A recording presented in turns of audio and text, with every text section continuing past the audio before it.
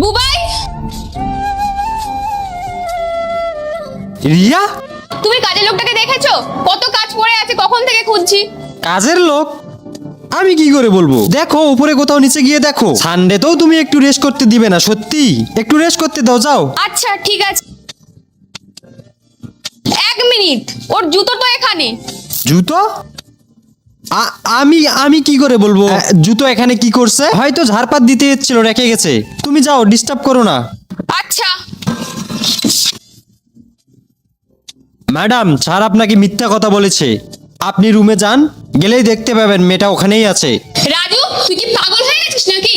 আমার বরকে ঘরে একটা কাজের লোকের সাথে খাটে পাওয়া যাবে? তুই পাগল হয়ে গেছিস? ম্যাডাম, আমি সত্যিই বলছি, স্যার ওই মেয়েটার সাথে না চক্কর চলছে।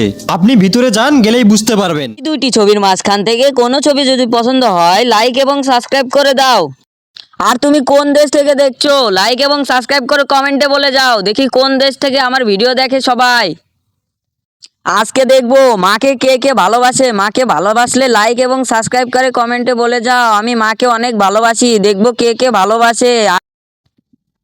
স্যার, আমি বলেছিলাম না আপনার ওয়াইফ থাকাকালীন আপনি আমার কাছে আসবেন না, এক্ষুনি কত বড় প্রবলেমে ফেসে যেতাম আমরা। আরে চুপ করো, ও বাইরে আছে, শুনতে পেলে অসুবিধা হয়ে যাবে। বাহ বাহ বাহ, আমার বোন ঘর বন্ধ করে কাজের লোকের সঙ্গে এইসব করছে। বুবাই, তোমাকে তো আমি পরে দেখছি।